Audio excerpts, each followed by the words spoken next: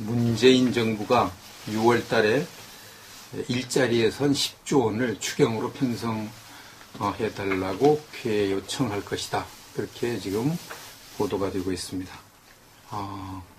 공공부문 일자리를 12,000개를 만들기 위해서 10조 원을 예산 편성해달라고 하는 겁니다. 쉽게 말하면 공무원 12,000명을 늘리기 위해서 빚을 10조 원 더 내겠다. 그런 얘기가 돼요. 현재 정부에 돈이 없으니까요. 문재인 정부가 5년 동안 일자리를 81만 개를 만드는데 공공부문 일자리 81만 개를 만들겠다. 그렇게 했습니다. 공공부문은 대부분 다 공무원이죠. 공무원 숫자를 81만 명을 늘리겠다는 그런 이제 공약을 했습니다. 이 공약이 이제 실천하려면은 1년에 세금이 100조 원 이상 들어가는 계산이 나오죠. 100조 원 이상. 12,000개 만드는데 10조 원 정도가 드는데 81만 개를 다 만들진 못하겠죠. 하여튼 그 비슷하게 만들어도 100조 원 이상이 필요하다는 결론이 나오는 것입니다. 근데 이제 이 공무원들이 꼭 필요해서 만드는 것은 괜찮습니다. 뭐 나라의 발전에 도움이 되니까 괜찮은데 공무원들이 꼭 필요하지도 않는데 청년 일자리를 해소하기 위해서 공무원 숫자를 늘리는 거 이것은 뭐 쉽게 말하면 안 써도 되는 공무원을 쓰는 거죠. 혼자서 해도 될 일을 둘이 하거나 아니면 둘이서 해도 될 일을 셋이 하는 그런 현상밖에 안 일어나는 겁니다. 그래서 청년들에게 일자리를 주기 위해서 공무원 수를 늘린다. 이것은 생각조차 해서도 안 되는 일이죠. 생각조차. 이런 식으로 하면 이제 나라가 큰 위기를 맞이하게 될 수밖에 없습니다. 예로부터 많은 세금을 들여서 생산성이 없는 사업을 하면, 큰 사업을 할 때는 세금이 들어가잖아요. 그 세금을 들여서 생산성이 없는 큰 사업을 하면 나라가 결국은 쇠약해지거나 멸망을 했습니다. 그 대표적인 예가 조선시대 말기에 흥선대원군이 경복궁을 재건하는 사업을 한 것을 들 수가 있겠습니다. 대원군은 이제 나라가 바로 서야 되고 왕실이 튼튼해야 된다. 뭐 이렇게 하면서 왕실이 튼튼하려면 왕실의 위험이 높아져야 되니까 왕이 거처하는 경복궁을 크게 지어야 된다고 선전을 했습니다. 대원군은 나라가 바로 서려면 왕실의 권위가 바로 서야 된다. 이렇게 주장하면서 그러려면 왕실의 권위를 높이기 위해서는 경복궁, 왕이 사는 경복궁을 새로 짓자. 이렇게 주장을 했습니다. 뭐, 백성들은 그것도 그렇다하게 여기고, 왕실에서 하는 일이니까 처음에는 협력을 하려고 했습니다. 그런데 거기에 돈이 어마어마하게 들어가게 되는 거죠. 이것을 이제 돈을, 왕실 경복궁 건축 비용을 마련하기 위해서 대원군이 처음에 마련한 재원이 원납전이라는 겁니다. 원납전. 자원에서 내는 세금이죠. 자원에서 내는 돈전자를 써서, 이 원납전을 이제 붙여가지고, 백성들로부터, 세금 아닌 세금을 거의 반강제로 거둬들였습니다. 이제 그렇게 하니까 나중에, 백성들이 그 원납전의 원자를, 원망원자를 붙여가지고 원망스럽게 내는 돈이다. 이렇게 원성이 자자하게 되고 민심이 이반되게 되었습니다. 그래도 또 돈이 부족하니까 그 다음엔 당백전을 만들었죠. 이제 상평통보 한나의 가치가 이제 100배가 늘어나는 그런 돈을 만들었습니다. 그래서 이제 돈의 가치가 확 떨어져 버렸죠. 돈의 가치가 떨어지니까 물가가 오르잖아요. 이제 뭐 돈은 많은데 물건이 없으니까. 그래서 쌀값이 갑자기 6배로 오르는 이런 일이 일어나게 되었습니다. 또 경복궁 건축하는데 많은 제목이 들어가는데 큰 제목들은 양반들이 가진 묘지 주변에 있으니까 그 묘지 주변에 있는 나무를 강제로 베어다가 왕궁을 짓댔으니까 그 유교 사상에 찌들은 그 양반들이 자기 조상에게 무례를 범한다 이래가지고 막 원망이 일어나고, 또 경복 건축하는데 많은 백성들을 일꾼으로 동원했으니까 백성들이 너무 고역에 시달리니까 또 원망하고, 그래서 개정적으로 나라도 파탄이 되고 물가는 오르고 살기는 어려워지고, 그래서 결국은 대원군이 실각하게 되고 민비가 들어서게 되고, 그리고 또 나라 재정이 완전히 뭐 파탄 나버렸으니까 일본을 의지하게 되고, 그래서 결국은 일본에게 나라가 먹히게 되었습니다.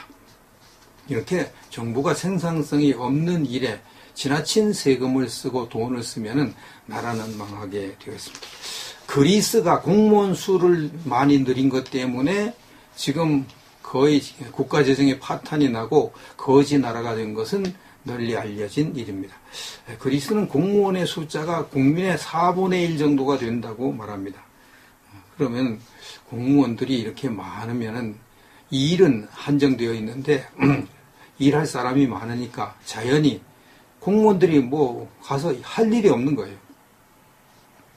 한 사람이 할 일을 두 사람이 나눠서 하고, 뭐 한 사람이 할 일을 세 사람이 하니까 공무원들이 뭐 할 일이 없어요. 그래서 어떻게 하냐면 아침 8시 30분에 출근해서 오후 2시 30분에 퇴근한대요.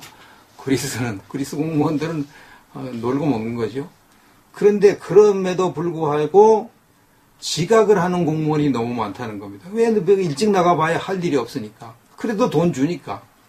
그래서 정시에 출근하는 공무원에게는 또 정시 출근 수당을 또 준다는 겁니다. 그래서 이래저래 돈 나가는 거죠. 그래서 그리스 재정이 결국 파탄. 공무원 숫자를 한번 늘리면 줄이기가 어렵잖아요. 이건 평생 직장이 보장된 사람을 쫓아내면 가만히 있겠습니까? 못 줄이는 겁니다. 그래서 공무원 숫자를 늘리는 것은 아주 신중에 또 신중을 기해야 되는 거예요. 북한이 정권 유지를 위해서 공무원 숫자를 엄청 늘렸는데 그게 뭡니까? 군인 숫자를 120만 명으로 지금까지 유지를 하고 있는 거죠. 그 120만 명을 먹여 살리는 일을 하다가 거기다 또 이제 군비 경쟁에 뛰어들어가고 뭐 핵무기 만들고 미사일 뭐 여기 돈 엄청나게 쳐바르고 그러다 보니까 북한은 재정이 파탄이 나버린 거예요.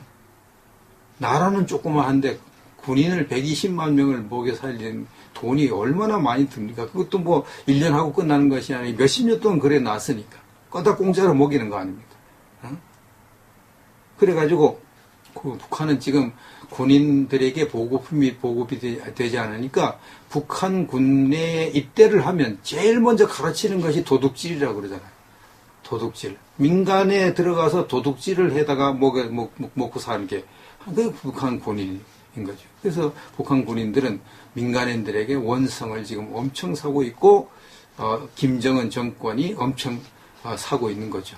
그래서 북한 주민들 대다수는 전쟁만 나라, 내 총을 거꾸로 쏜다. 이런 군인들, 이런 국민들이 엄청 많다는 겁니다.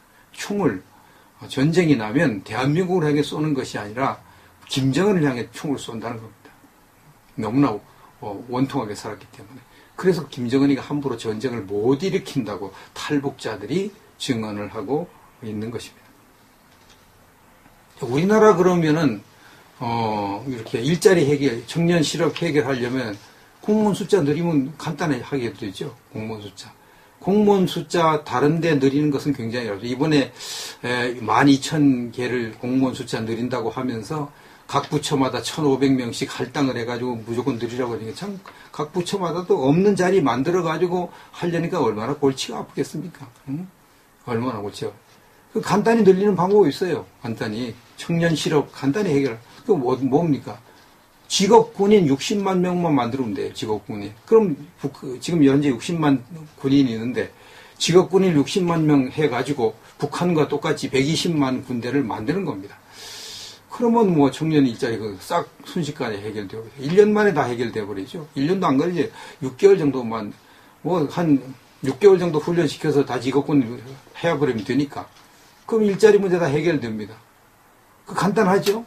그 왜 못합니까? 돈이 없으니까요. 돈이 없으니까. 그 많은 돈을 어디서 가져와요? 전부 다 빚을 내야 되는데, 그럼 나라 재정이 파탄 나는데, 빚 못 갚으면 나라는 그리스처럼 이제 부도가 나는 것입니다. 그게 구제금융 IMF 맞는 겁니다.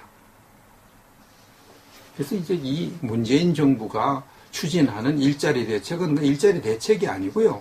나라를 말아먹는 대책이 될 수밖에 없는 겁니다. 나라를 말아먹는. 이 12,000명의 일자리 이건 늘릴 필요가 없는 거죠. 현재 공무원 가지고 나라 돌아가는데 아무 지장이 없습니다. 그런데 12,000명을 또 늘린다. 청년 일자리를 해소하기 위해서 늘린다. 그럼 쓸데없는 사람들 12,000명 뽑아가지고 그냥 일 나눠 하는 거예요. 일은. 혼자 해도 되는 것을 뭐 둘이 하는 것을 셋이 하거나 나눠 하는 거예요.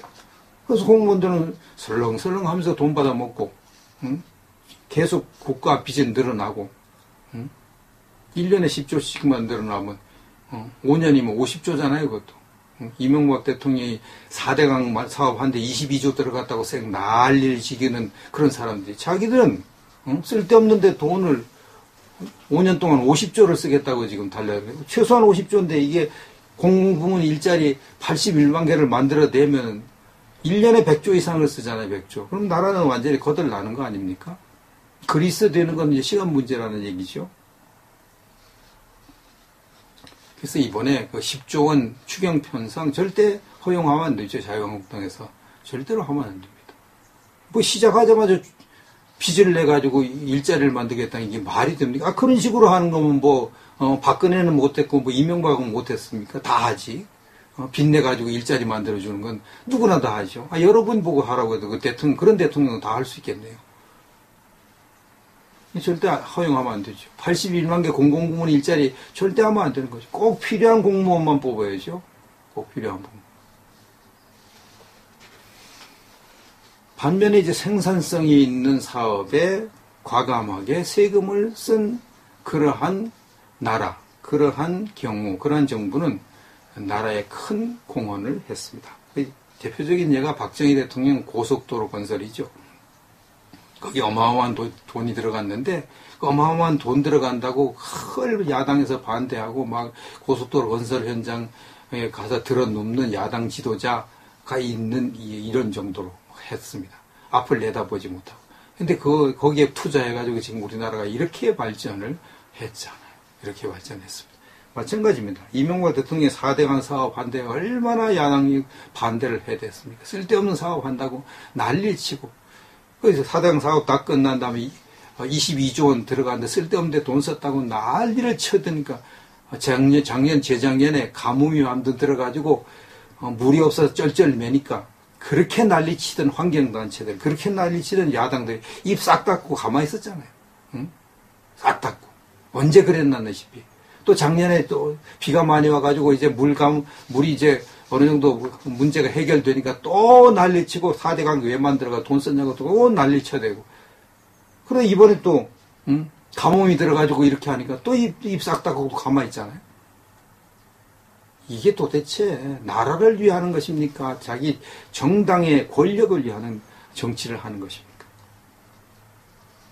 1년에 22조 원 들여서 만든 이 4대강 보가 1년에 얻는 그 농작물의 공장에 물을 공급해가지고 얻는 돈이요. 돈을 환산을 하면 1년에 수십조라고 그럽니다. 홍준표가 그렇게 말했습니다. 1년에 수십조라고. 그래서 4대강처럼 이렇게 성공한 토목 사업은 우리나라 단군 일의 역사에 없었다고 이렇게 인정을 해줍니다. 이렇게까지 인정을 못해도, 4대강 사업은 좀 뭐 부실공사를 하고 또 뭐 돈 띠먹은 사람도 좀 있겠죠. 그게 뭐, 그런 거 있었지만 하여튼 4대강 사업 자체는 잘했다고 이렇게 평가를 해야 되잖아요. 근데 지금 뭐 문재인 정부 하는 걸 보면 하여튼 어떻게 하든지 이명박을 때려잡으려고 지금 달려드는 것 같은데 두고 봐야 되겠습니다.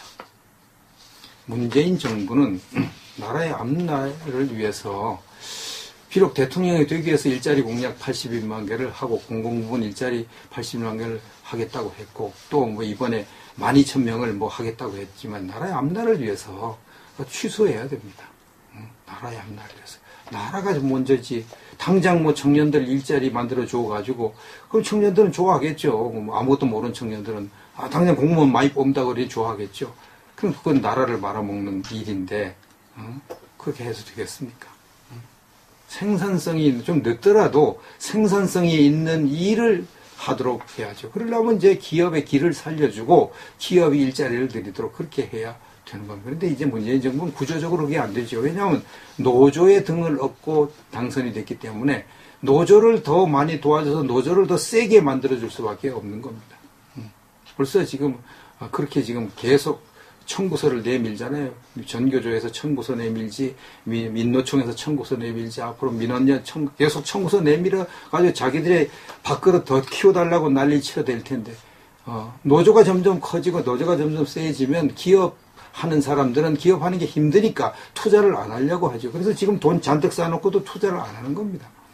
투자해봐야 노조가 더 많이 생겨가지고 더 골치 아프니까, 차라리 돈도 안 벌고 말겠다 이렇게 나오는 거 아닙니까? 그래서 홍준표 후보가 노동의 유연성을 강조했죠.